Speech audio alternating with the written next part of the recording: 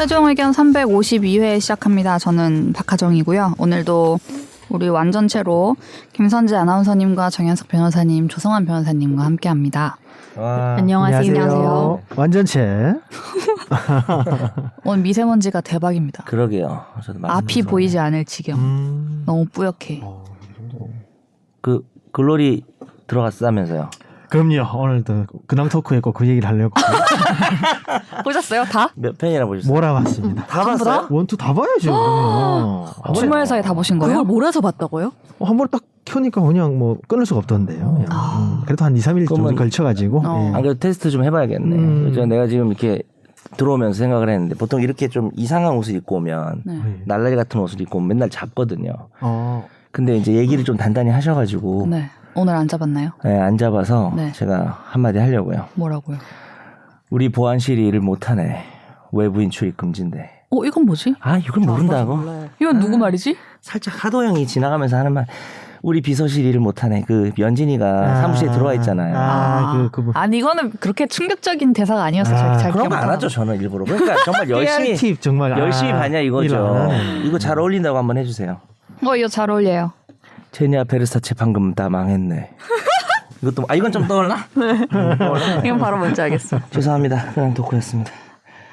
이게 아니, 왜 우리- 근황 토크야? 본인의 근황을 얘기하세요. 우리 저 글로리가 선재 근황이야. 아나운서는 뭐 네. 그냥 아 근데 있나요? 저는 지난주에 누구랑 밥 먹으면서 어차피 내가 투 안 볼 거니까 그냥 다- 줄거리 요약해달라. 요약해서. 아. 그래서 들었는데 그분이 유튜버예요? 요약을 되게 잘하나 봐요. 상대방이.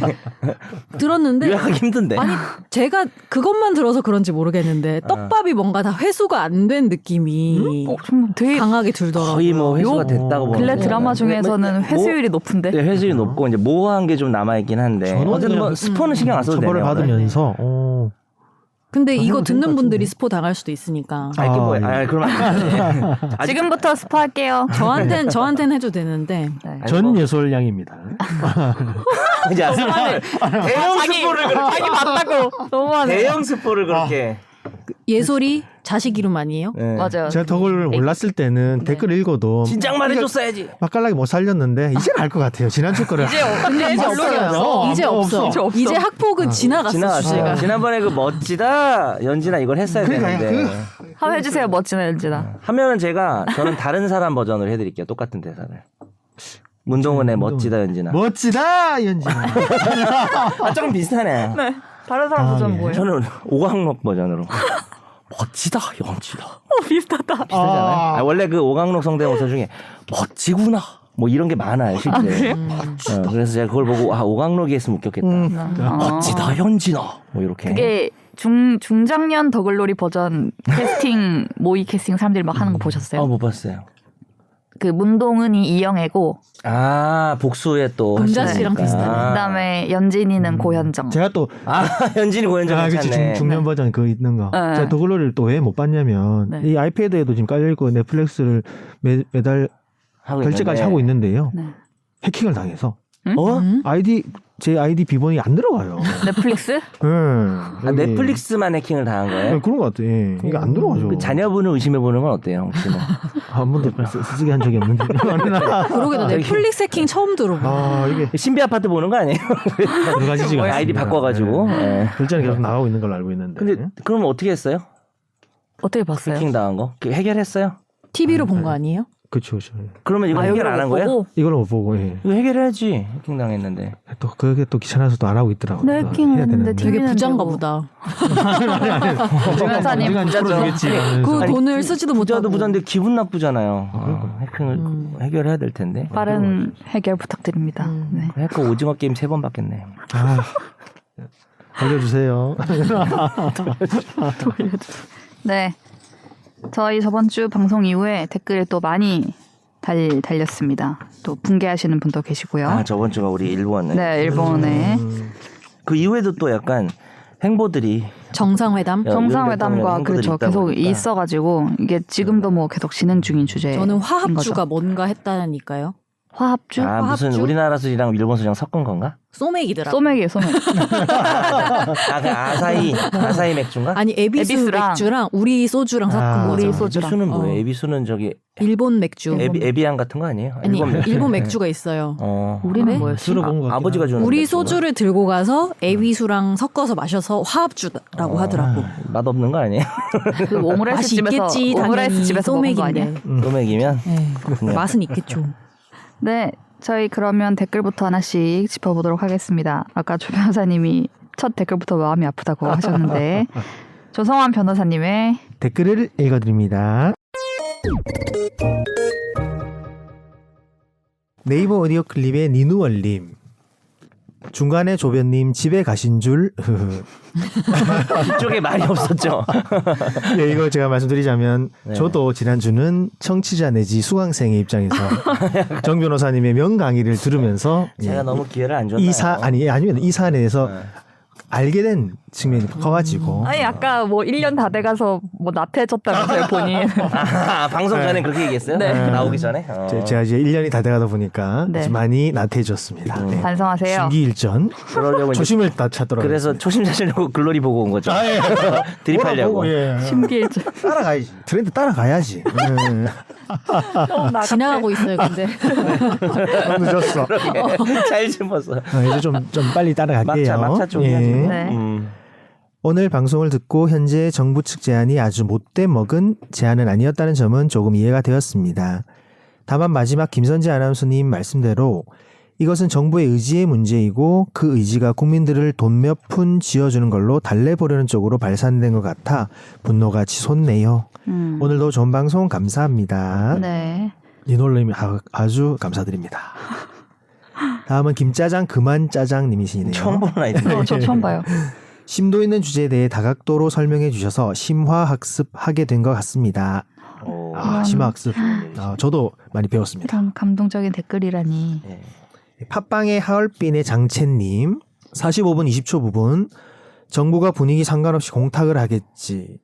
피해자분들은 공탁을 거절하시겠죠. 매국노라고 해야 할게. 반존대로 하시네요. 지금 존댓말하고 지금 했다가 섞었어요. 하시네. 네. 미쓰비시가 피해자 측에 제안한 합의문 2항에는 진심으로 유감의 뜻을 표한다는 문구 이게 있던데 과거 민간 차원에서 했던 협상보다도 못한 결론을 내는 지금 보수라고 말하는 정부가 천재인 듯 과연 어떤 공무원의 작품일까? 국뽕이든 야구 참사든 다 떠나서 냉정하게 보면 포땡, K땡 같은 기업에서 대신한다는 아이디어 신박하다. 네. 반은 존대하시는데 저 반은 마지막은 좀 그냥 이렇게 반어법도 쓰죠. 그러니까 요새 자주 보이십니다. 하얼빈의 장채님. 감사합니다. 이것도 이번에 봤어요. 댓글 많이 달아주세요. 네. 장채님. 미쓰비시가 제안한 합의문에 이게 있었다는 것도 이번에 나왔는데 거기는 유감 표명이랑 뭐 이런 게 있더라고요. 강제노동 사실관계는 인정하고 그래서 참. 이분이야말로 신박한 댓글 잘 많이 달아주셔서 네. 감사합니다. 감사합니다. 국뽕과 야구 참사까지 언급해 주시며. 뱃살마왕님이십니다. 친일파라는 말은 너무 미화하는 단어라고 생각합니다. 그냥 매국 땡요. 우리가 나중에 힘을 더 길러서 어쩌고 하는 사람들이 있는데 그거 다 개소리입니다. 지금 우리나라가 단군 이래로 경제적으로나 문화적으로나 가장 강한 시기인데 지금 안 하면 언제 하라고요. 저런 소리 하는 사람들은 결국 지연만 시키다가 흐지부지 되길 바라는 사람들이라고 생각합니다. 네. 네. 강력하게 얘기해 주셨고요. 뱃살마님 하나 더 달아주셨는데요. 이거 좀 마음이 아프네요. 예. 저도 몇 개월 동안 학폭에 시달린 적이 있는데 정말 말로 표현하기 힘듭니다. 전 그래도 정도가 그렇게 심하진 않았고 몇 개월 뒤에 집 이사로 다른 지역으로 전학을 가서 별 문제가 없었는데 당하는 동안 점점 강도가 세지는 게 느껴지더라고요. 그대로 계속 학교 다녔으면 정말 힘들었을 것 같습니다. 근데 웃긴 게 그 학폭 가해자가 2학년 때 전학 온 학생이었고 저를 비롯한 몇몇 친구들이 함께 친구 되어주자면서 매일 데리고 놀고 오락실도 데려가서 당시 유행하던 스트리트 파이터 2 대시 게임 하는 방법도 가르쳐주고 했었는데 어느 순간 그 애가 주도해서 저를 괴롭히고 있더라고요. 또 이런 역설이죠, 일이. 역설. 내가 잘해줬는데 한마디로 네. 배은망덕 한 경우가 학폭이 이래서 무서운 것 같아요. 친구였는데 이렇게 됐다가 또 이 친구가 또 얘기를 해서 나랑 친한 친구들이야 너랑 못 놀겠어 뭐 이렇게 막 하고 막 이러는 것들이 너무 뭐 기사 보니까 12년간 학폭당한 분도 계시더라고요. 그래서 오. 본인 아예 그 얼굴 내놓고 네. 유튜브에서 얘기를 했더니 그랬더니 이제 가해자가 너 글로리 받니? 뭐 선 시계 넘네 막 이런 식으로 또 통화한 것도 이제 녹취해서 다시 공개를 해버렸는데 이 지금 몇 개월 당해도 얼마나 지옥 같겠어요 뱃살방님이. 근데 12년 가면 이제 전 이제 그것도 궁금하더라고요. 제가 그 영상을 직접 보지 계속 않고 같은 동네 살았겠지. 그런가 봐요. 그러니까 그 그럼 학교가 좀 초중고를 다 뭐 2개 정도 갔거나 계속 쫓아다니거나 그래서 너무해. 자기가 이대로는 인생이 무너질 것 같아서 지금 이제 그분이 나이가 한 30쯤 되셨나? 네. 근데 이제 모르겠네. 하여튼 20대였나? 그래서 그걸 다 폭로를 했더라고요. 그래서 그게 또 뉴스에서 나오는 걸 봤는데 와, 정말 몸서리 쳐질 것 같아요. 1년만 학폭을 당해도 진짜 살기 싫을 거 힘들 텐데. 근데 그런 생각도 드는 게 그래도 유명한 사람이면은 뭐 어떻게든 고발을 하고 그렇지, 또 뭐 공론화를 시킬 수 있는데 그러네. 사실 가해자가 그렇지 않다면은 글로리에 그게 나오잖아. 그래서 다 투에? 투어가 되는데 투에 나오는데 나 안 봐서 박연진이 우리 이거 지금 학폭 다 까이게 생겼다 그랬더니 사라가 그 우리가 뭔 상관이야 우리 일반인인데 기상캐스터니까. 너나 그렇지라고 딱 얘기를 DKA 씨. 네. DKA 씨. 몰라 안 봐서. 그래서 지금 그 가해자들은 일반인들이니까 사실 이게 주변에서 누가 알겠어. 스타가 그렇죠. 됐었으면 좋았을 것을 그래서 나락으로 가야 되는데 그 말이 이상하네. 어쨌든 그렇게 폭로를 해도 네. 조금 그렇게 막 엄청 파장이 큰 것 같지는 않아서 맞아요. 사라 씨도 그래도 화가이긴 한데 거기에 비해선 기캐가 네. 게다가 그 피해자분이 공인이시니까. 준비를 많이 했더라고요. 친구들 증언 다 모아가지고 왜냐면 자기 혼자 터뜨리면 그러니까 그래서 그 예시들이 나와 있는데 그 아직 뭐 판결이 나오고 그런 건 당연히 아니지만 거기 보면은 이 사람들 저 사람 말이 겹쳐요. 그래가지고 무슨 뭐 공통된 증언이 별의 별 진짜 이게 그냥 드라마 나오는 거랑 똑같아요 거의 그 정도로 괴롭히더라고요. 뭐 이렇게 왜 그러는 걸까? 너 미워 이렇게 싸우는 것도 아니고 그렇게 집요하게. 근데 그게 약간 그 권력과 관계가 있는 것 같아. 뭔가 그 안에서의 그 권력과 서열과 이런 지방 권력일 게 수도 있고 또 본인의 그것이 거의 반영됐지만 약간은 다른 학생 사회에서의 권력이라는 게 있죠. 그런 게 있는 것 같아요. 주로는 지방 권력을 따라갈 것 같은데 거긴 또 어떤 물리력이라는 것도 있으니까 뭐 싸움을 잘한다 뭐 이런 것도 무섭다 근데 이제 이런 학생 것도 때 있어요. 가질 수 있는 권력이라는 게 물리력이 굉장히 비중이 높다는 거죠. 그렇죠. 어른들이랑 좀 다르잖아요. 그렇죠. 그다음에 공부를 좀 잘하는 것도 어떻게 보면 권력이 될 수도 있겠죠. 집안 이제 선생님들이 안 건드린다. 대가리에 국영수 좀 쳐넣었다. 뭐 이런 느낌이면 그것도 그리고 뭐 어떤 거기 나오는 대사 특정한 일진들은 공부 잘하는 애들을 안 건드리는 그런 애들도 있어요. 그런 것도 있고 공부 잘하는 애가 요즘은 가담하기도 하고 편으로 만들기도 하고. 맞아. 뭐 아주 많이 있는 일은 아닌 것 같지만 그렇더라고요. 공부 뭐 전교 1등인데 지가 일진 애도 있고 뭐. 그러니까 티 안 나게 아휴, 네. 마음이 아프죠. 학폭 얘기가 계속 이어지네요. 네, 그죠? 이게 댓글도 참 나왔지만 정말 와닿는 얘기고 하다 보니 이어지는 것 같습니다. 댓글 많이 달아주셔서 감사하고요. 감사합니다. 오늘 방송도 듣고 많이 달아주세요. 다음 청취자의 사연도 하나 왔습니다. 이것도 질문인데요. 어떤 내용인지 들어볼까요? 날로 먹는 청사진.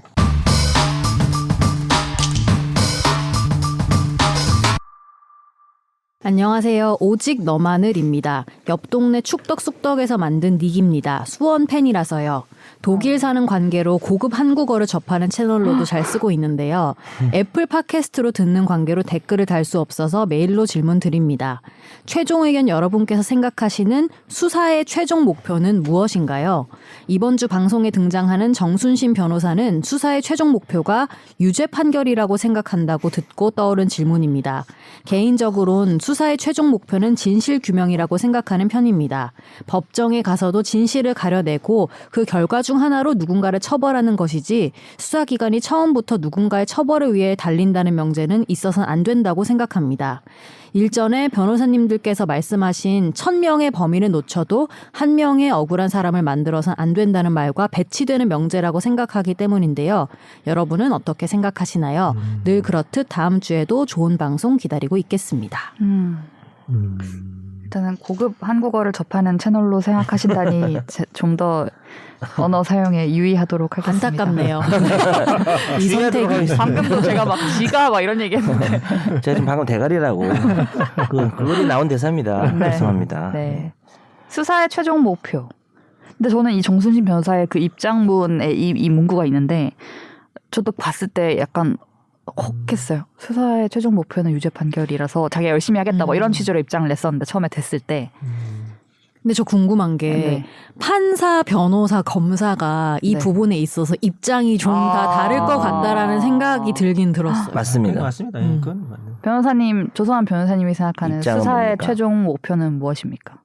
저도 이제 이 그 사연 주신 분 말씀대로 네. 진실규명이라고 진실 저기 규명. 생각하고 있는 그대로 사실을 밝혀야 된다고 음. 생각하는데요.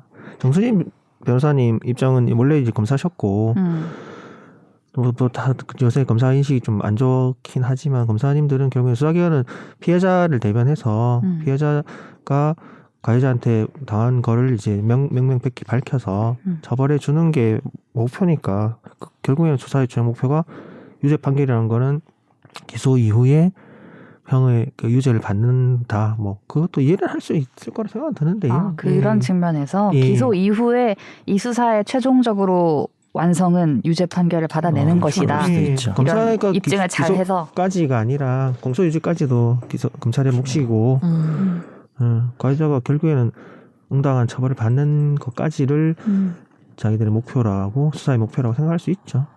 그건 이해는 되는 정 측면이 있습니다. 변호사님은 예. 어떠십니까?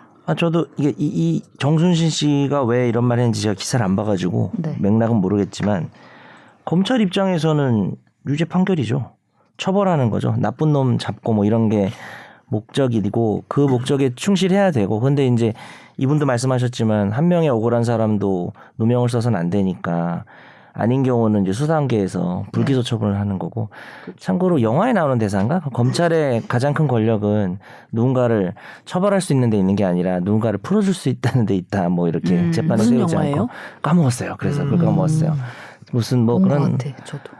그래서 그런 우리나라 영화예요? 네, 우리나라죠. 네, 제가 영어면은 외국 영어면 제가 영어로 했거나 뭐 스페인어면 스페인어로 했겠죠. 에스타 까샤 에스타예요. 몰라요. 네. 에스타까사예요. 제가 전공했잖아요. 불어랑 섞였어요. 뜻이 저도 좀 뜻이 배웠어요. 뭐예요? This house 집 이 집. 에스타 까사. 이 제가 지금 이사를 가야 돼가지고 가사. 까사에 관심이 좀 많아요. 까사가 가사미안 지금 그러면은 그 비슷한 거. 나의 집. 나의 집, 마이 마이 하우스. 갓. 그러면 또 스페인어로 좀 잠깐 대화를 하는 시간 가져보겠습니다. 아니요. 요 무초 땡고를 요 땡고 무초 깔로르. 요 무초 땡고 깔로르. 덥다고. 예. 갈증 나고 덥다. 매우. 어떻게 아세요, 변호사님은? 베사메 무초. 베사메 무치. 할 줄 알았어. 할 줄 알고 한 거야. 저쪽에서 받을 줄 알고. 아이고. 네. 선생님이 스페인어도 던지시면 바로 하셨구나. 맞겠어요. 예. 덥석? 네. 다시 갑자기 돌아오죠. 스페인어 왜지? 네. 최종 수사의 최종 목표로. 그럼. 근데 그렇죠. 그래서 중간에 아닌 사람 풀어주는 것도 되게 중요한 일인 것 같고. 근데 이제 약간 자기가 기소하면은 최종 목표가 유죄 판결이다 보니까 좀 집착하게 될 수가 있겠죠. 너무 앞뒤 안 보고. 근데 내가 막 그럴 수 있지. 느끼기에는 그럴 그게 수 있지. 업무의 최종 목표일 수는 있는데 수사의 최종 목표인가? 라는 생각이 들어요. 그거 그렇잖아요. 그러니까 내가 네. 검사니까 아주 당연히 좋은 말이야. 업무의 최종 말이야. 목표는 다른 업무에서는 좀 그걸 구분해서 봐야 나쁜 하지 사람 않을까. 처벌하는 게 저는 당연한 업무라고 생각하는데 모든 수사가 특히 유죄 판결이 목표가 돼서는 안 되겠죠. 그렇죠. 예. 근데 좋은 약간 얘기네요. 뭔가 좋은 직원으로서의 관점? 적을게. 그건. 내가 딴 데 써먹을게. 뭐라 그랬냐 아까 업무가 수사. 업무의 목표는 업무의 아니, 업무의 목표는 전체 될수 업무의 있을지언정. 최종 목표가 될 수 있죠. 수사의 목표가 되어서는 안 된다. 이게 적었어. 많은 반발이 있었던 말이었네요. 당시에 저도 보고 그냥 그러니까 뭐 난 맥락을 모르고 한 말이라 검사는 그렇게 말할 수는 있죠. 물러나면서 공개한 입장문이었대요. 내가 왜 국가수사본부장에 지원을 했었냐면 하려고 했나. 수사의 최종 목표는 유죄 판결인데 그래서 초동 수사 때부터 공판 경험이 있는 수사 인력이 되게 필요하고 자기의 이런 경험을 바탕으로 기여를 하고 싶었다 라면서 이렇게 말을 했는데 근데 그걸 내면서 네. 좀 반발이 있을 거라고 생각을 못 했을까요? 근데 저는 오히려 학폭은 별개로 그 말이 왜 반발이 있죠? 그냥 맞는 말 같은데. 그 시기가 뭐가 문제 있는 그 거죠? 말할 시기가 그 아니, 뭐 커지고 말한 거야? 앞뒤 안 보고 유죄만 받아내려고 검찰은 뭐 수사를 시작하는 순간에 무슨 결론을 정해놓고 시작하냐 그러니까 그러면 무죄인 이런 사람도 식의 말을 어떻게든 하니까. 유죄를 받으려고 한다 이런 맥락. 그런 질문에 그렇게 답을 한 거예요. 그런 질문에 아니 그런 맥락으로 사람들이 이해를 했다는 거죠. 그렇게 보면 또 그렇게 되겠네요. 네. 뭘 그걸 비판하지? 아나운서님이 자기가 진짜 하는데. 그 업무 전체의 최종 목표가 유죄 판결인 건 맞고 네네. 수사의 최종 목표는 좀 아닐 것 같다는 얘기도 충분히 예. 그리고 저는 이분이 일리가 진실 규명이 자기는 목표라고 생각한다고 하셨잖아요. 이 메일 보내신 분이. 근데 맞죠. 예. 그러니까 수사를 시작할 때 유죄인지 무죄인지 이미 머릿속에 넣고 있으면 이게 사람이 하는 그러니까. 일이기 때문에 편견이 생기고 그에 맞춰서 뭔가 그럴 수 있죠. 증거도 예. 수집하고 이렇게 될 수밖에 없기 때문에 이분은 진실 규명이 목표여야 된다라고 내가 그러니까 하여튼- 정말 편견을 다 버리고 그치. 백지 상태에서 해야 된다고 생각하시는 것 같아요. 그건 이분의 맞죠. 입장은. 무죄의 증거가 3개 있고 유죄 증거가 5개 있는데 아무리 생각해도 유죄 같아. 막 혼자 생각하면서 이걸 가벼이 보고 근데 실제로 이 사람 진짜 억울한 사람이었고. 근데 이제 이럴 수 있는 우리가 거니까. 진짜 최악의 범죄자인데 진짜 증거가 없어가지고 네. 찾기 힘든 상황에서 근데 이제 여러 가지 정황들이 있을 때 증거를 찾아내려고 할 때도 이제 보통 영화 같은 데 보면 내가 넌 반드시 네. 사실 우린 영화는 진실을 알고 보는 거지 사실은. 그렇죠. 나쁜 그것도 사실 놈이라는 잘 모르는 거지. 모르는 거죠. 그것도 현실에서는. 네. 알겠습니다. 그런 맥락이. 네. 사연 어디로 보내주시면 저희가 이렇게 답변을 드릴 수 있을까요? 네, 저희 메일 주소는 sbs보이스뉴스@gmail.com입니다. 네. 예. 메일 감사합니다. 잘 익숙하지 않은 분은 직접 우체통에 넣어주시면 안 되나요? 목동서로 161 161인가요? 박하정 기자 앞으로 해서 SBS 네. 박하정 기자 보내주시면 보내주시면은 제가 잘 받겠습니다. 네. 네. 손편지 좀 많이 보내주세요. 진짜 오는 거 아니에요? 막 펜팔. 답장해드릴게요. 보내시면 손편지로. 네. 다음 화제의 판결을 만나보는 시간입니다. 어쩌다 마주친 판결.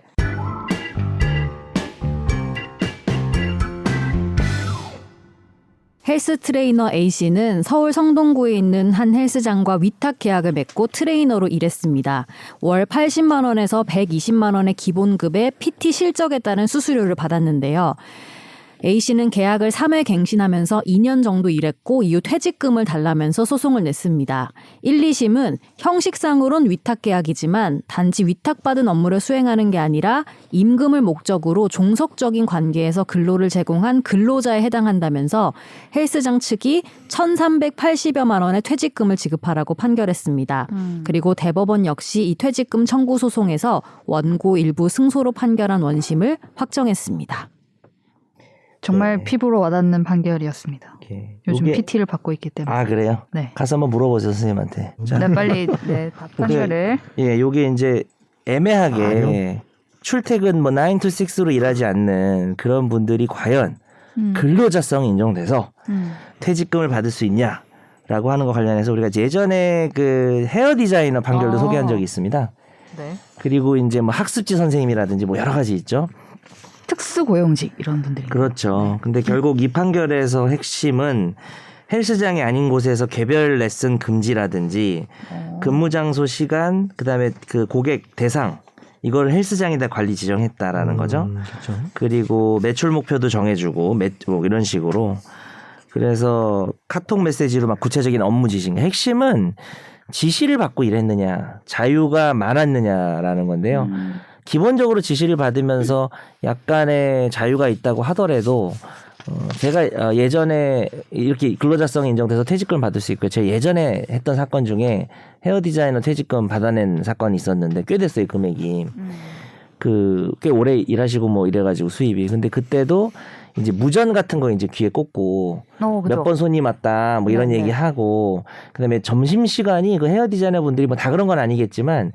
점심시간 진짜 없대요. 물론 잘 나가는 분이신가 봐요. 네. 손님이 많은 것 같긴 한데 아니면 디자이너 수가 부족했나?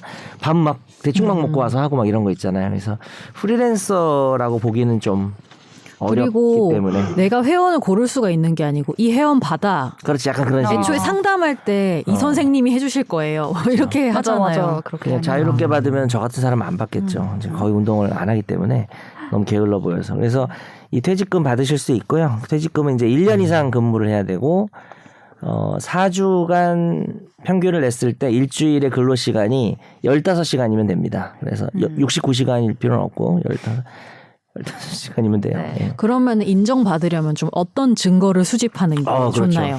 그러니까 아까 말씀드린 것처럼 이제 업무 관련해서 자신이 우리가 종속성이라 그러는데 지시감독 관계. 그죠 지시감독 관계. 근태 관리를 했다거나. 내가 자유가 이제 제한됐던 그렇죠. 부분 제한된 그런 걸 좀 부분. 모아야 되겠죠. 밥 시간 그러니까 뭐 카톡 이런 아니. 거 문자 남겨놓는 것도 좋겠네요. 그렇죠 그럼요. 그리고 증거방법이 좋죠. 이게 이제 완전히 억압받는다는 게 아니라 원래 우리 근로자들이 네네. 뭐 출근 시간 출근 안 하면 안 되잖아요. 뭐 그런 게 다 결국은 넓은 의미에서는 자유로운 게 아니잖아요. 뭐 밥 시간도 정해져 있고 뭐 이런 것들, 그 아까 손님 받고 장소, 시간, 그렇죠. 뭐 이런 것들, 뭐 나오라 그러면 막 나와야 되고, 뭐 허락 받아야 되고 쉬어야 되면 뭐 이런 것들이겠죠.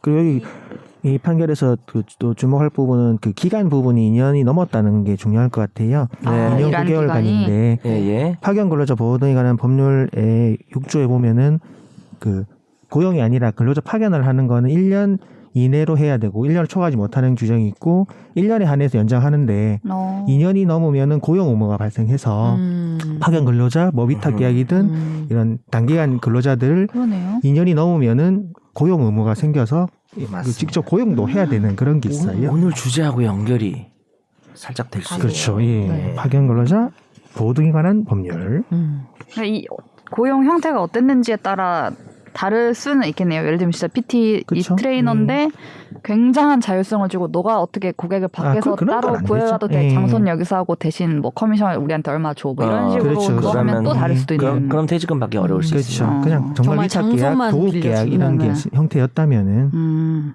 네. 형태에 따라. 근데 이제 있으면 잘 증거를 모아두시는 지시를 지시감독 받았다 이런 것들. 관계를 입증할 수 있는 네. 근태 관리를 당했다거나 이런 부분을 좀 자유로운- 모아두셔야죠. 네, 자유로운 분들도 좀 지시 감독을 좀 몇 번씩 가끔 받으세요. 아니, 그건 말이 이상하네요. 방금 말은 이제 받아놓으세요. 취소하겠습니다. 내일 퇴직금 받아드립니다. 약간 이런 거 받는 알았어. 요령. 막판에 막 갑자기 지시 감독 받는 척해. 그동안 자유롭게 하다가 그러면 안 되고요. 예. 저희 다음 판결 보면서 저는 선재님이 떠올랐습니다. 제가요? 응? 왜 떠올랐어요? 선생님 맨날 문만 따시려고. 따고 들어가. 자력 구제? 현재의 운명이 오늘 어떻게 자력 되는지 구제쟁이. 어떻게 되는지 좀 지켜봅시다. 큰일 난다. 문만 잠겼으면 따로 가시는 거예요. 일난다. A씨 등은 한 백화점 건설 현장과 관련해서 관리권 분쟁 중이었는데요. 분쟁 상대가 이곳을 불법 점유하자 용역 100여 명과 굴착기 등을 동원해 쫓아내고 건물 관리 업무를 방해한 혐의로 재판에 넘겨졌습니다. A씨 등은 상대가 불법으로 점유했던 만큼 건조물 침입죄도 성립할 수 없고 상대가 경비 관리 권한이 없어서 이걸 방해했더라도 업무 방해도 성립하지 않는다고 주장했는데요.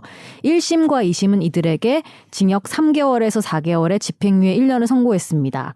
대법원 역시 특수 건조물 침입, 업무 방해 등이 인정된다며 원심을 확정했습니다. 어떻게 선재 아나운서 용역 대장으로서 어떻게 공감하시나요 판결에?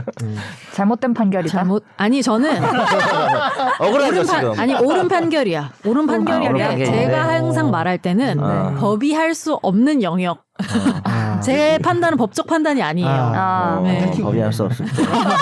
법을 피해가는 전 항상 법을 피해가는 방법을 추천드려요. 지난주에 우리가 연진이가 문 닫다는 얘기 왜 했는지 알겠네요. 알죠. 근데 100명을 데리고 가는 건 좀 그렇지 않나 생각이 들어요. 들키잖아. 100명 데리고 가면. 선재 팬들만 데려가도 100명 넘을 것 같은데. 혼자 가야지. 살짝 가야지.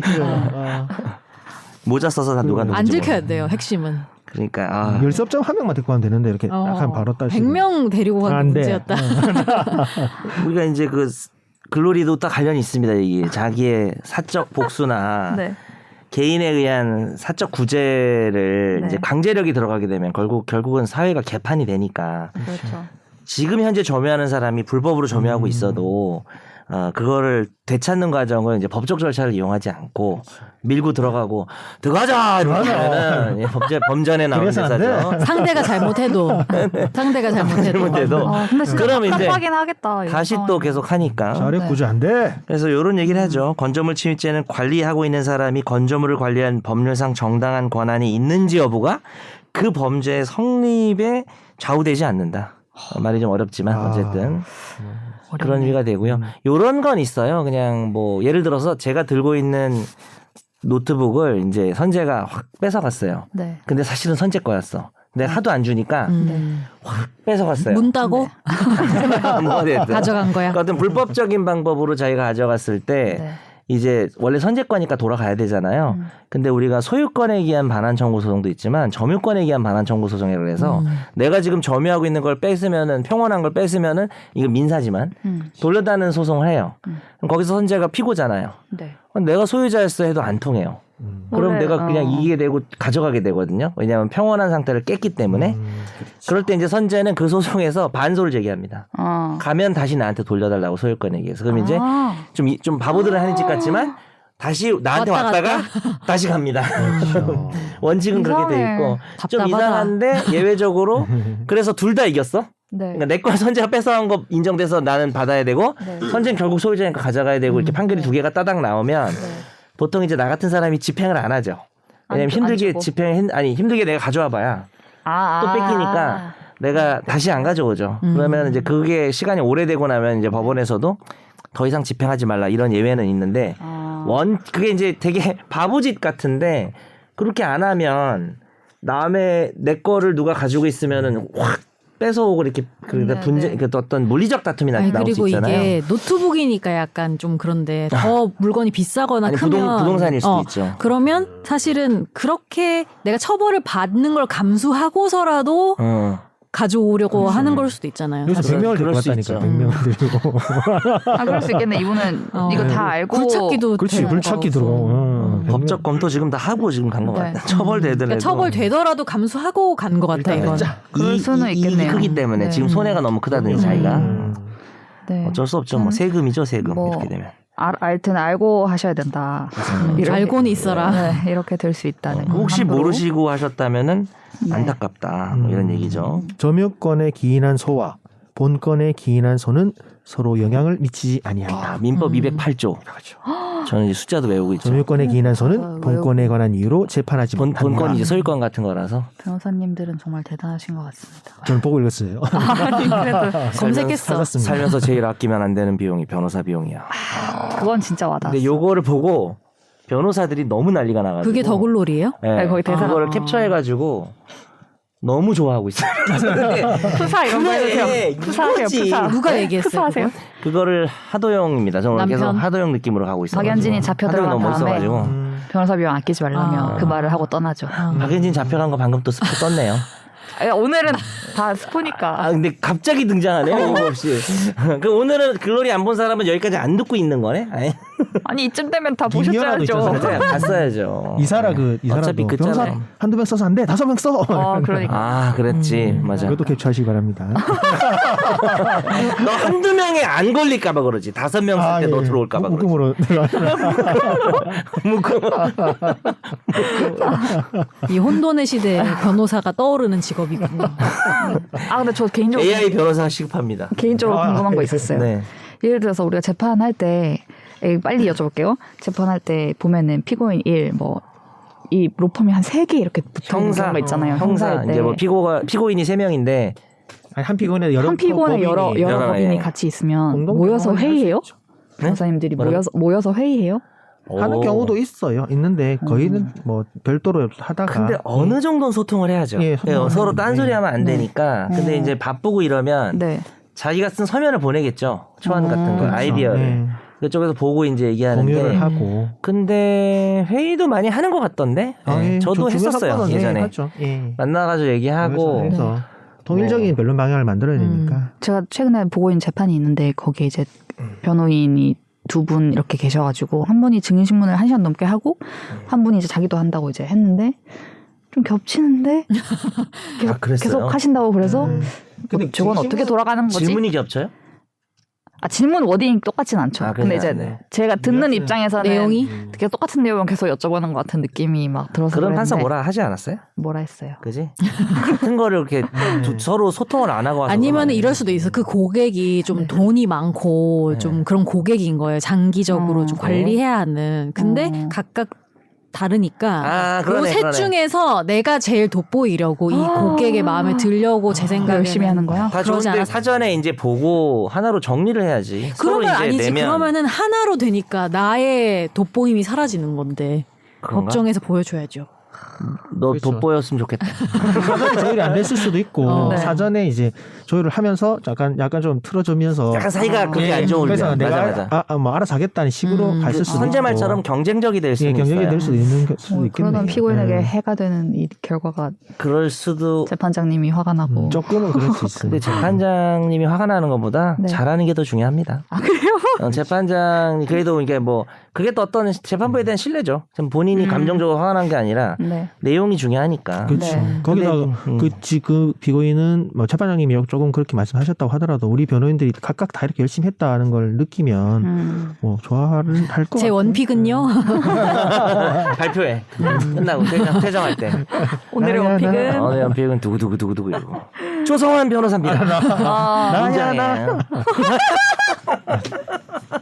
열심히 하겠습니다. 네. 잘했어요. 네. 다음 우리 웃음을 나 너무 좀 웃긴데. 웃음을 거두고 법정에서 춤춰. 이렇게 나야나 춤춰. 나야나 이러면서 이 엄지손가락으로. 너무 싫다. 양복 입고 이제 되고 요즘 말로 너무 킹 받아요. 켜 나야나 이러고 춤추면서 나가. 한편의 뮤지컬이 됐어. 막 법정 경위도 같이 춤춰. 그래서 네로라 하는 로펌 변호사님들이 인도 영화 됐어. 발리우드 됐어. 발리우드. 법정 발리우드. 아 괜히 얘기해가지고 누가 이 얘기 꺼냈어? 제가요. 아, 네네. 잘했어요. 네. 이 웃음을 거둬야 돼 이제. 저희 지난주에 있었던 사건에 대해서 하나 말씀을 드려보려고 합니다. 집중 탐구.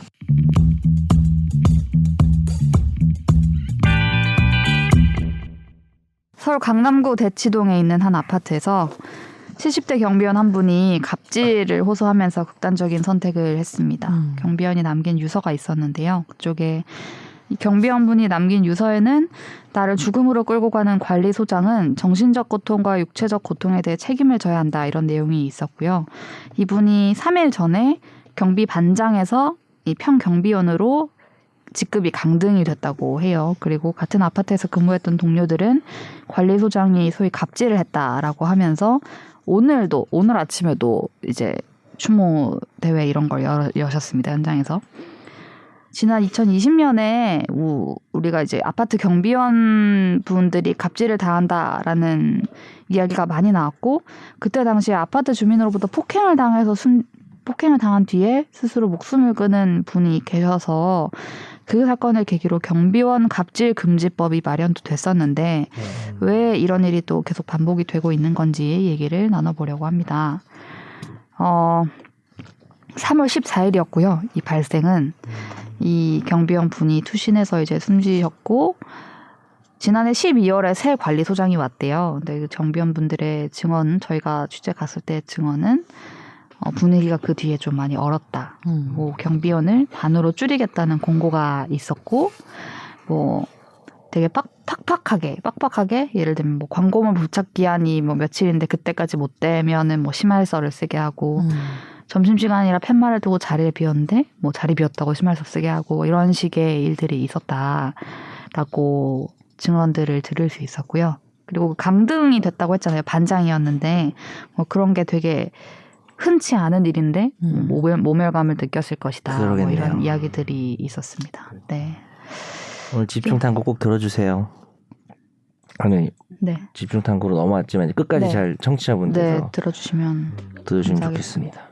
이게 2020년에 관련 사건이 있다고 했었는데 이게 최근은 아니지만 뭐 1년여 뒤에 대법원에서 판결이 났는데 실형이 그대로 확정이 됐었더라고요. 네네. 5년인가? 징역 5년. 네.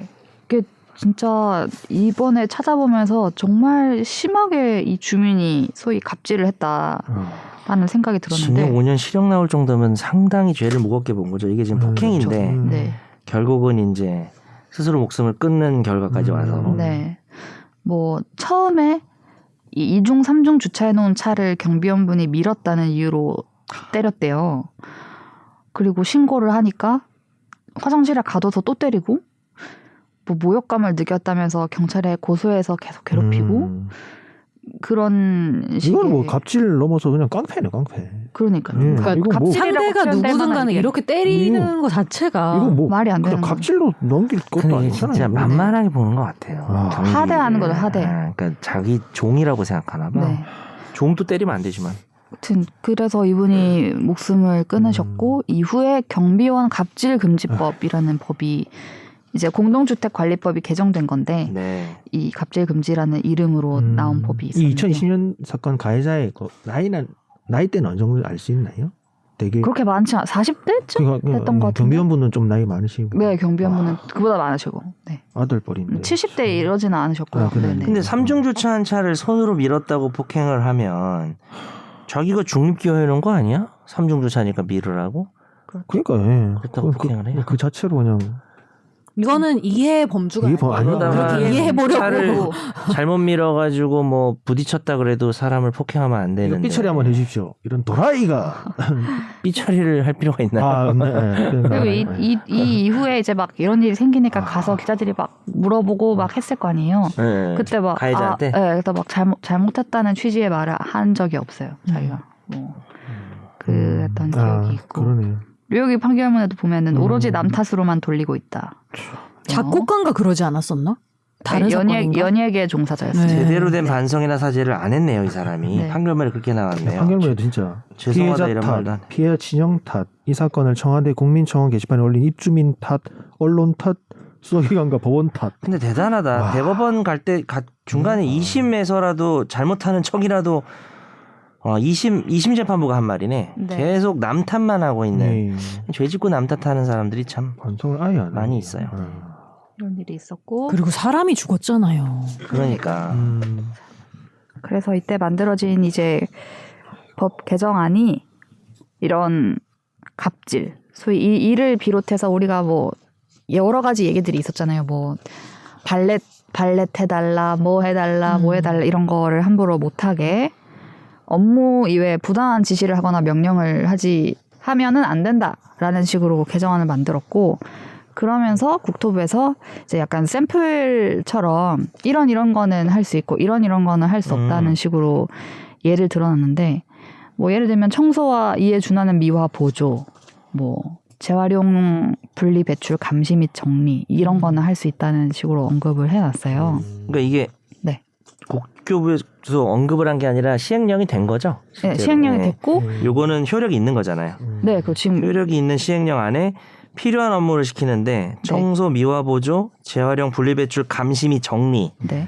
이것도 되게 애매한 게 그냥 내놓고 경비 아저씨가 분리하세요. 이거는 안 되는 거고. 그거는 네, 안 되죠. 감시 및 정리니까 뭐 하다가 이렇게 뭐 캔 한두 개 떨어지고 이런 거 정리를 네네네. 하는 업무를 할 수 있겠죠. 주변 정리, 재활용품 반출 뒤의 주변 정리 이런 거는 할 수 있게 돼 그 있습니다. 다음에 안내문 게시와 우편 수치함 투입 이게 세 개인데 네. 지금 하정 기자님 이 법을 생략한 게 없죠. 지금 다 가져온 거죠. 네, 법은 다 가져온 필요한 겁니다. 업무란 다음 각호의 업무를 말한다라고 하고 세 개니까 여기도 네. 등이 없잖아요. 그래서 네.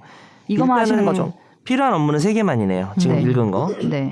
그리고 뭐 그 뒤에 이 지침을 발표하면서 몇 개를 예로 들어놨는데 개인 차량 주차 대행은 될까요? 안 될까요? 안 되죠. 아. 이건 진짜 안 되지. 그거 안 된다고 안 되지, 추가로 그거는. 명시를 설명했습니다. 그저 퀴즈가 너무 저 쉽고 하나 아니 이 제일 쉬운 거부터 얘기했어요. 이제 어려워집니까? 아. 네. 이거는 정말 말이 안 되는 제설 거고. 작업. 그러니까 지금 예시, 그러니까 구체적인 예시는 이건 법적 효력이 있다기보다 어떤 게시를 한 거군요. 지침으로. 네. 국토부가 지침으로. 이제 예를 들면 이렇다라고 한 거예요. 제소를 하시는데, 네, 우리 이건 내가 뭐 아파트는. 해야 한다를 떠나 이건 네. 다 하시기 때문에 네. 이거는 될 것처럼 생각되는데 네. 허용 업무. 허용 업무. 네. 네. 함정이 없었네요. 네. 정원 조성.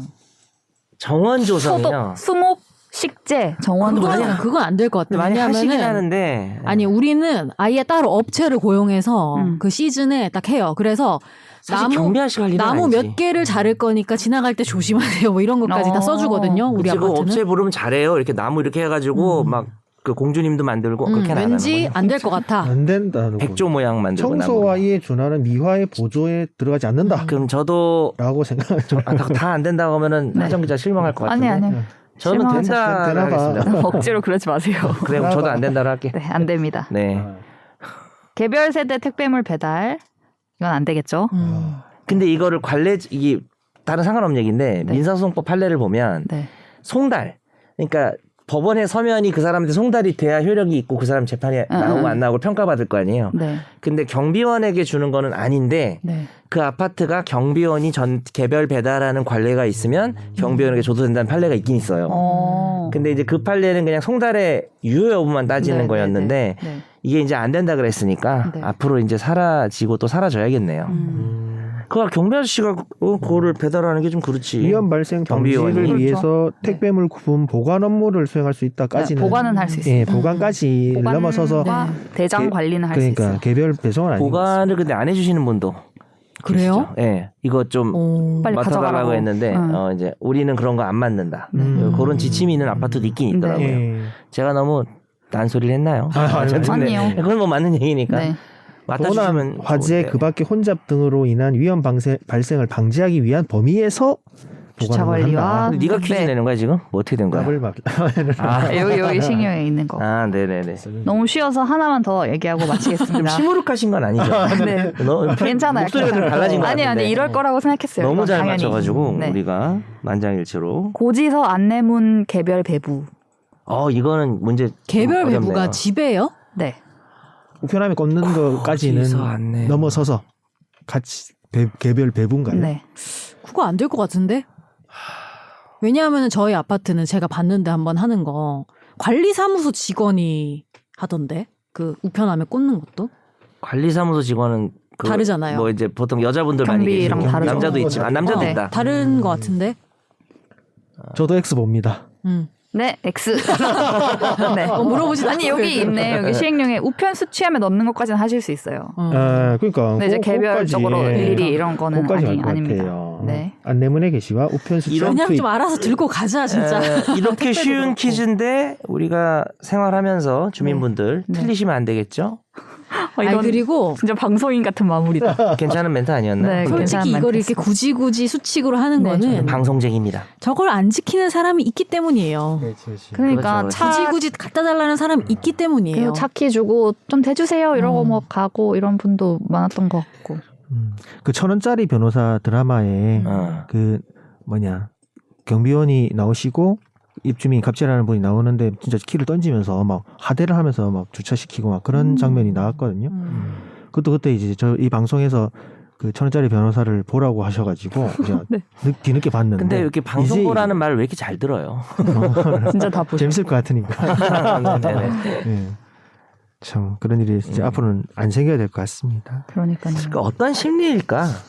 경비원은 그런 자신의 편의를 위한 모든 일을 해줘야 되는 존재로 인식을 하나 봐요. 그런 사람들이 있나 봐요, 인식하는. 그죠? 그렇고 막 그런 원인이 궁금해, 나는 사실. 왜 이렇게 쉽게 그런 시키지? 사람들이요 윗사람한테는 또 엄청 잘해. 약한 자기보다 강하고 권력 있는 사람한테는 또 엄청 수구리고 거의 뭐 폴더. 밑에 사람한테 엄청 갑질하고. 그걸 거기서 푸는 거지, 자기 스트레스를. 그 직장 갑질 119라는 곳이 있는데 이제 이런 신고를 받고 대응도 해주고 변호사님도 계시고 이런 곳이 있는데요. 거기 사례들이 좀 나와 있지 않았나요? 네, 사례들이 있었는데 나도 읽어봤어. 공부 못하면 저 아저씨처럼 된다고 입주민들이 자기 앞에서 뭐야. 얘기한다. 뭐 그런 거. 그리고 입주민들의 고성과 모욕과 간섭이 여전하다. 관리소장이 갑자기 정화조 청소가 필요하다고 해서 가라고 해서 어딘지 모르고 가서 그냥 시커먼 데서 이제 정리를 하는데 알고 보니 분뇨였다. 그래서 분뇨인 줄도 모르고 작업해서 발에 나중에 치료를 받고 병원을 다녔다. 그리고 입주민이 쓰레기통이 옆에 있는데 쓰레기를 그냥 길에 버렸대요. 그래서 쓰레기통에 좀 버려주세요라고 얘기를 하니까 이건 청소는 원래 경비원이 하는 건데 내가 왜 버리냐고 그런 케이스도 있었다. 물론 이제 뭐 인터뷰를 통해서 알게 된 거지만 그런 사례들이 있더라고요. 그리고 아침 저도 이런 일이 있었는데 제가 예전에 살던 아파트가 주차난이 너무 심각해요. 네. 그래서 약간 대면 아침 일찍 빼줘야 되는 여의도, 자리가 아, 네네. 너 얘기하려고? 여의도 M 아파트예요. 약간 지은 지 오래돼서 이제 재건축 들어간대요. 저는 거기 안 살아요. 근데 이제 거기 분리수거차가 그 당시에. 들어온다고 네. 차를 이제 빼달라고. 그럼 저는 좀 늦게 자니까 또 네. 2시간 자고 막 일어나가지고 죄송합니다 이러고 해서 내주는데 실제 사건이 8시니까 분리수거 때문에 차 좀 옮겨달라고 했더니 왜 아침에 사람을 깨웠냐고 나 지금 겨우 잠들려고 그러는데 깨웠다고. 여기까지는 저랑 상황이 똑같아요. 겨우 잠들려고 했는데 그럼 깨운 건 언제 똑같은데 깨워요? 쌍욕을 계속하고 진짜. 난리를 쳤다 그러더라고요. 이렇게 사람들이 다 이런 하여튼 어쨌든 갑질 금지법이 만들어지고 했는데도 이게 개선이 왜 안 되냐 이런 이야기를 했을 때 여러 가지 분석이 이제 나오고 있지만 네. 우리가 처음에 얘기를 한 건 이제 주민의 갑질이었잖아요. 그 돌아가신 분 사례를 얘기한 것도.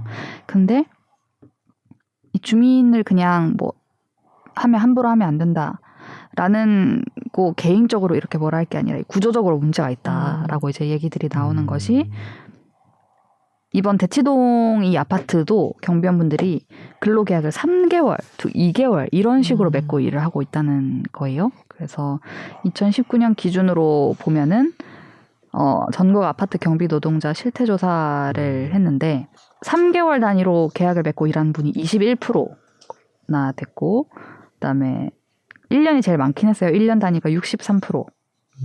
이제 3개월이 20%, 6개월이 8% 이렇게 있었습니다. 그러니까 이게 계속 초단기 형태로 이루어지니까 뭐 항의를 한다거나 이런 것도 쉽지가 않고 뭐 이렇게 좀 얘기를 하려고 했다가는 뭐 2달 뒤에 내 밥그릇이 사라지는데 이런 그게 제일 큰 상황이 문제겠죠. 네. 그 자기가 일할 수 없게 된다는 게 네. 그래서 무대응이 가장 많은 대응이라 하더라고요. 그런 갑질들에 대해서 그냥 참자. 그냥 넘어가는 경우가 많다. 그리고 이제 보통 입주자 대표회의죠. 입대위. 거기서 직접 경비원을 이렇게 뭐 고용하는 게 아니라 위탁회사를 끼고 위탁회사에서 이제 용역으로 이제 이렇게 들어오다 보니까 뭐 계속 문제가 생긴다. 그러면 용역을 바꾼다 우리. 뭐 이렇게 해버리면 또 고용 승계가 안 될 때 그럼 또 다 잘리는 거니까 그런 거가 또 문제가 제기가 되고요. 그래서 전 당연히 경비 노동자에 대해서 입주자 대표회의가 사용자가 되는 줄 알았는데 그건 아니더라고요. 예. 네. 사용 관계가 어디에 존재하는지는 네. 여러 가지를 따져봐야 되겠죠. 근데 그게 문제죠. 입주자 대표회의가 사용 관계가 없다 보니까 네. 사용 관계가 사실 지시 종속 관계니까 사용 관계가 인정되면 지시 종속을 받아야 되나 나쁜가 생각하실 때면 어차피 지금 지시 종속은 받고 있고 뭐 실제적으로 그 근로자 보호 의무 같은 게 생길 수 있겠죠. 그래서 사용 관계 인정되는 게 좋을 수 있죠. 네, 뭐 직장 내 괴롭힘 방지 이런 의무도 생긴다고 그렇죠, 하고, 그렇죠. 뭐 고객들의 갑질로부터 노동자를 보호할 책임 이런 것들이 생기는데 사실 고객이 고객은 입주민인 셈이죠. 혹은 방문자. 입주민이니까 네. 입주민.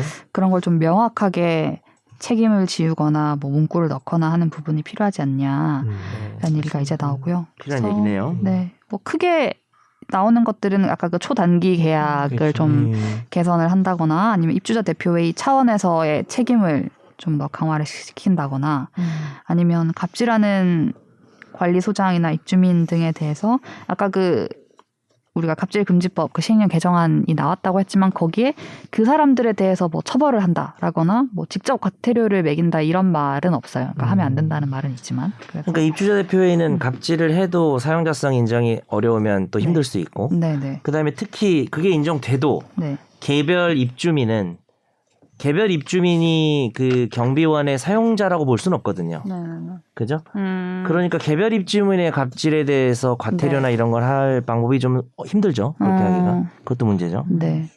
아무튼 이런 구조 속에서는 사실 정말 약자일 수밖에 없고 관리소장이 정말 이건 지금 경찰이 수사를 하고 있지만 예를 들어 정말 잠깐 화장실 갔다 왔는데 왜 자리 비웠냐고 신발서 쓰라고 하고 뭐 하면은 뭐 퇴직금 안 준다고 하고 뭐 이런 것들이 사실로 나왔을 때 그분들은 항의를 할 수 없는 상황인 거잖아요. 그냥 욕하면서 하고 이거 치우라고 하면 그렇죠. 또 치우고 이런 상황이 되니까. 고용관계 불안정 때문에 네. 그렇죠.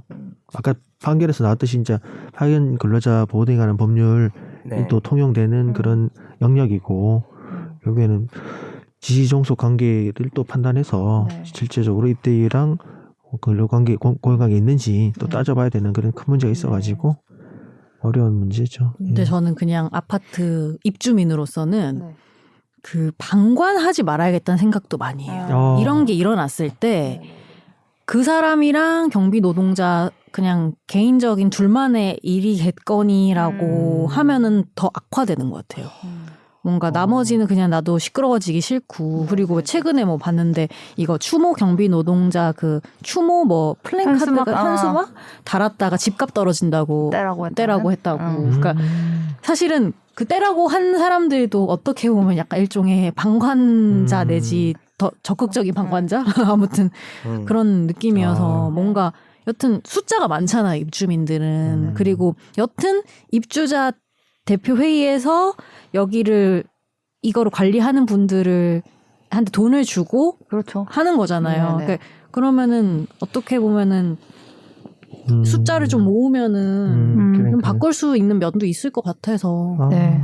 좋은 네. 의견이시다. 네. 오늘 주제 이거 딱 따서 방관자 당신이 나야나. 그렇죠. 정말 저 아이고. 사람 정말 아유, 네. 드립에 맞들였어. 근데 약간 특이의 노래 드립을 자꾸 치는 것 같아. 오늘 정말 준비를 많이 해오신 것 같은 느낌이 전혀 안 했는데. 듭니다. 네. 전혀 안 했대. 안 했다고? 저 이제 솔직히 나야나를 준비해 오지는 않겠죠. 나야나를 언제적 건데 그거는 자연스럽게 네. 나왔어요. 네, 의식의 흐름대로. 네. 네, 알겠습니다. 원어원 재밌게 보셨나 봐요. 오늘도 경비원 분들이 이제 동료의 이런 선택과 관련해서 관리소장 물러나라 뭐 이런 얘기를 하고 계신 것 같은데 지금 네 저희가 또 잘 관심을 갖고 지켜보고 한 가지 사회부, 질문을 드릴게요. 네. 이 관리소장은 네. 그 아파트 관리 사무소 소장 말씀이신가요? 네네네. 경비원들하고 같이. 본인은 갑질을 하지 않았다고 주장합니다. 관리단이 선임을 했겠죠. 한 관리소 네네. 소장 말씀이시죠. 뭔가 해이해진 걸 바로잡는 과정이었다라고 본인은 이제 얘기를 하고 갑질은 내가 한 게 아니라 뭐 내 밑에 누가 했고 뭐 이런 얘기들을 저는 이거 하나로도 좀 바뀔 수 있다고 생각하는 아이디어가 있습니다. 말씀하세요. 우리 전화했을 때 전화? 상담원도 누군가의 소중한 가족입니다. 멘트 나오잖아요. 콜센터. 네. 상담원에게 욕설, 폭언, 성희롱을 한 경우 네.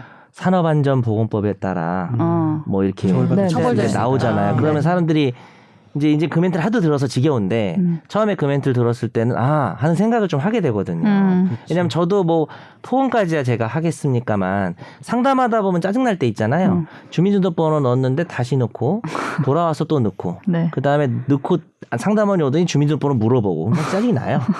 짜증이 나지만 네. 뭐 그거는 시스템의 문제고 사실 나한테 통화하는 저 사람한테 화낼 일은 아닌데 그렇죠. 이미 내 말투에 좀 짜증이 섞여 있거나 그렇죠. 뭐 폭언은 아니어도 뭐 이렇게 하면은 그 사람은 감정 노동자라 하죠 우리가. 네네. 그래서 근데 경비원도 어떤 측면에서는 감정 노동자인 것 같아요.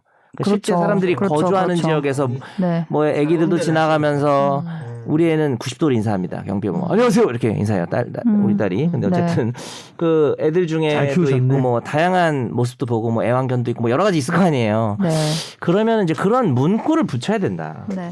저는 그렇게 생각합니다. 그 경비원 계신 곳 앞에다가 누군가의 그거 붙이는 거 어렵지 않잖아요. 그러니까요. 소중한 가족이므로 그게 무슨 그거 본다고 뭐 위화감 드는 것도 아니고 불편한 사람도 없으니까. 알겠습니다. 그리고 이제 더불어 이제 과태료 규정을 좀 둬야 된다. 입주민들 중에 네. 그러니까 뭐 그거 가지고 이제 증거가 확실하면 그 경비원 녹취하기 어렵지 않잖아요. 만약에 맨날 와서 저 아저씨 맨날 와서 이상한 소리해. 저 아주머니 완전 맨날 이상한 소리해. 그러면 내가 준비를 좀 해야죠. 준비를 좀 하고 네. 녹취해가지고 내면 그 정도 증거가 있으면은 아니 뭐 그냥 보통 사람들 사이에서도 원래 그러면 안 되는 거잖아요. 안 되죠. 그래서 뭐 형사처벌까지는 그러니까 형사처벌하는 범죄라면 당연히 처벌인데 그런 폭언이나 좀 이렇게 갑질을 할 때 뭐 조금이라도 뭐 하다못해 50만 원이라도 네. 50만 원도 크긴 하구나. 어쨌든 10만 원이라도 그러니까 작은 그런 거에 대해서도 네, 네. 과태료가 좀 있었으면 좋겠어요. 형사처벌 형사처벌을 여의도로 근데 난 한편으로는 그게 좀 약간 애매한 측면이 있다고 보는 여의도 주차 게 불편하다니까. 과태료나 벌금 형식으로 뭔가를 네네. 가면은 네네. 그럼 그 돈 내면 해도 된다고 생각한다니까요. 그런 또 부작용이 있어요. 뭐 그럴 수도 있겠죠. 뭔지 알죠? 그러니까 그러면 세금화. 그러니까 과태료의 세금화. 도덕을 갑자기 요금처럼 바꿔서 뭐 그렇긴 하죠. 그럼 내가 낼게. 그럼 내가 멘트 붙이는 금액을 것까지 점점점 괜찮았어요? 늘려가는 아니, 거예요. 그건 괜찮은 것 같아. 50만 원, 500만 원, 그러면은 뒤에 걸 빼겠습니다. 그러니까 뭔가 네. 괜히 그런 식으로 그러니까 그렇죠. 압도적으로 큰 금액으로 금액이면 모르겠지만 약간 애매한 금액이면 압도적으로 큰 금액을 하는 것도 형평의 문제가 있어서. 근데 애매한 금액이면은 키워가는 사람들이 거죠.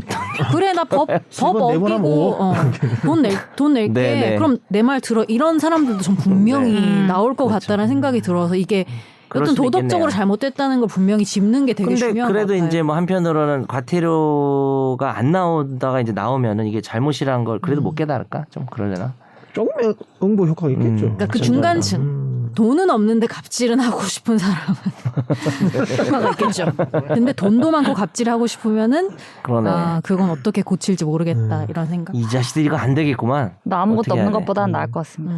저는 근데 그 생각을 가끔 해본 게 이제 아까 말씀하신 것처럼 위에 사람 위에 강하고 밑에 위에는 약하고 밑에만 강한 그런 사람들이 이제 본인이 뭐 쌓여 있는 걸 열등감을 풀기 위해서 막, 강약 약강. 예, 그런 형태 사람들이라고 하면 네. 아까 말씀하신 그 과태료 처분 이런 부분에 대해서 조심스러워 할 것 같아요. 그런 거 할 수도 있고. 그런 층에서는 효과가 있을 수 있다라는 생각을 좀 그래서 듭니다. 아까 과태료 어떻게 하자고? 점점점. 점점 50만 원, 500만 원, 5천만 원, 5억. 그 점점 올리자고 한 그 주장한 사람이 누구라고? 나야 나. 힌트 주셔가지고 힌트 주셔가지고. 뭐지? 소름 돋았어.